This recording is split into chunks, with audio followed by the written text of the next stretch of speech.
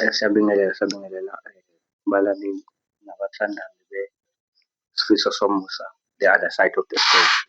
So la njengoba ngangitshela ngeqhaza ukuthi ngizohamba ngifune abantu abafowethu nodadewethu nomama nobaba esikhule nabo elokishini ababesibuka siphila le mpilo e-wrong bezokhuluma nje nani benixwayise noma basho izinto esibafake kuzona because sekukhulunyiwe ngathi njengoba ngangitshela yonke into seniyazi ngathi senize na-accept ukuthi kunento ekuthiwani leli gama engingathandi ukulibiza but siyabonga-ke namhlanje khona ubhuti ozivakashele la uzoyithula igama lakho uthi ubani. Into engiyithanda kakhulu but sokhuluma ngayo ekugcineni kune-initiative ayenzayo khona emphakathini to bring up abantu abasha ukuze silwe nalesi simo ngampela. So uzozisho igama lakhe nesibongo ukuthi ubani nje anazise then kuzobe uyasho ukuthi ubonani noma yiphi mhlawumbe into ekusake kamenzele since kwafika ama-drugs especially lawo ejwayele ukukhuluma ngawo okuy'nyawupe newuka eyenza ukuthi sintshontshe siphenduke imidlwembe emalokishini ethu. Yiphi i-impact noma yiphi into ayibonayo yena ukuthi iyahamba wrong since kwafika lesi sidakamizwa esesikhulu kangaka? Uzoyichaza asho igama lakhe then ayaqhubeka. Sanibonani, igama lami uSifiso wakwaNgcobo, ophinde abe u-coach weTabeka Gents, abe umphathi wayo. Ithimu eyakhelwe i-youth ekuthenini ingangeneleli lezi zinto lezi esey'joyinwa i-youth manje zokubhema, zokuphuza, ukuthi nje ibe busy nga-something abantwana bakhulele under a certain skill, upliftment yabo emphakathini. Iyona ndlela en-involve ngakhona emphakathini. Siyabonga bhutami. Ngiyamuzwa ubhutami uyasho ukuthi u-involve kakhulu ekuthenini lezi zinto ay'balayo noma esijwayele ukukhuluma ngazo. Ngingasho ngathi mina sobathathu siyadingana, umuntu ophakathi, umuntu ongakangeni nomuntu osephumile. So ngibe nentshisekelo kakhulu ukuthi no, let's ngimthathe ezokhuluma nani because at least yena kunezinto ay'bonayo ukuthi zingasiza abantwana bethu. So uma ngase nje kuthiwa ngiyayibuza la bhutami, since angazi noma uyazi ukuthi yafika nini ama-drugs lento because manje sesiyabona ukuthi abantu abasha o-11 years 10 years sebengena ey'dakamizweni bayaphuza utshwala and lokho sekwamukelekile. So njengawe nje njengoba uwumuntu ohlale phansi wabona ukuthi hey, let me just have i-team noma indlela ekuzobaqoqa ngayo from lezi zinto, ubuphi ubungozi obubonile uze uqala nje ukuthi hayi othi ngibaqoqe abantwana ngibakhonje badlale ibhola? Buphi ubungozi obenzekile noma owakubona elokishini noma obaziyo nje ukuthi hhayi no abantwana mina ngabona i-situation ekanje from your own perspective ukuthi iyafika kanjani kubona leyo nto ubone ngathi ama-drugs ayingozi, utshwala buyingozi phela manje ngoba sebuyaphuza omunye umuntu uzobuza kanjalo bo utshwala bunankinga nje. So wena for your own perspective yiphi into wabona ukuthi hhayi no le angiyenze noma kwasuka la ukuze mina ngiqale i-team? Okay, firstly ngingazama ukuthi ngicacise ngohambo lami ekuqaleni i-team yebhola. Yes. I-team yebhola iqale after mina ngikade ngiphuza utshwala kakhulu, ngingena-direction empilweni. Kwahamba ngaze ngenza icala elalifaka umuntu wesifazane. It was 2023 ngiboshwa. Kwahamba ngaboshwa sengenze lelo cala. So ithe sengiphumile nge-bail ngisazoli-attend icala ngisuka ekhaya ngiyo-attend icala. So ngase ngizibuza mina ukuthi okay, kahle kahle mina yini kahle kahle engingayenza ekuthenini ngishintshe indlela engicabanga ngayo,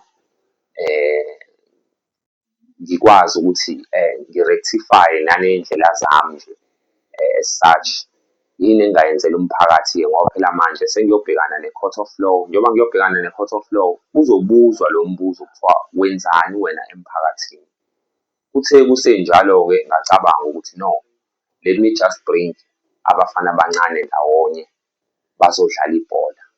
Ungathuka ulale uma ngingakutshena ukuthi kahle kahle mina ngize ngiqale i-team, ngiqala on the very same spot lapho khona engahlangana nosisi khona engangimshela njengentombi yami, sathandana sagcine-ke sekwenzeke icala.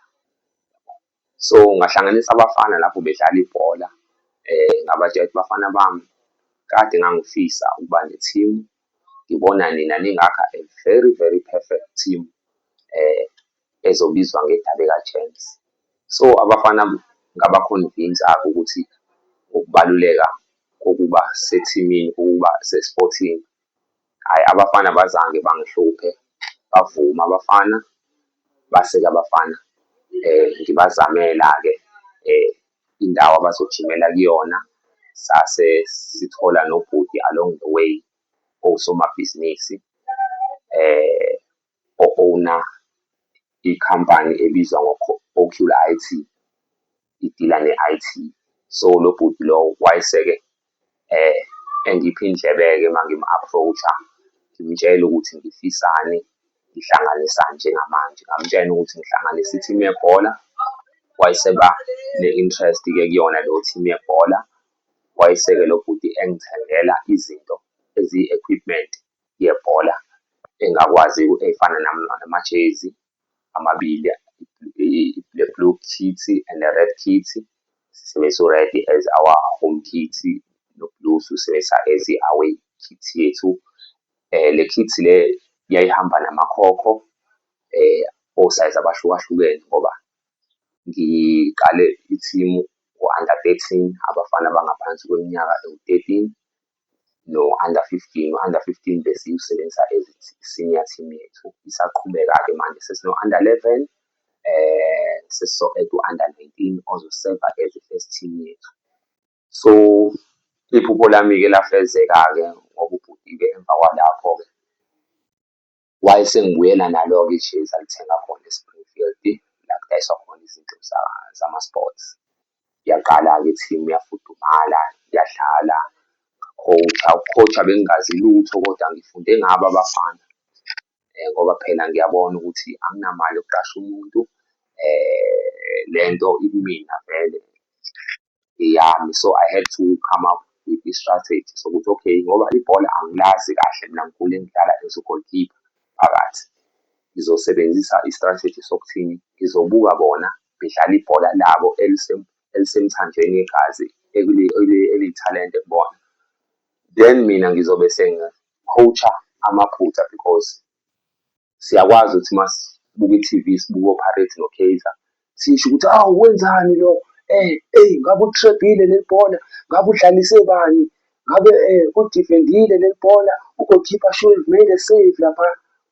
So ngasebenzisa leso strategy ukuthi okay, ngoba ngiyakwazi ukujaja ama-players a-professional ngibuka i-T_V, so ngizosebenzisa i-system ekanjalo ekuthenini ngizojaja amaphutha abazowenza abafana abancane bedlala ibhola.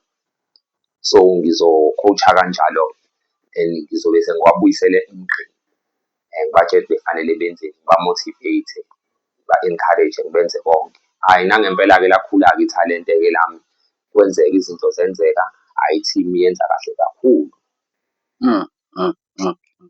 No, siyabonga kakhulu, siyabonga kakhulu bhuti wami.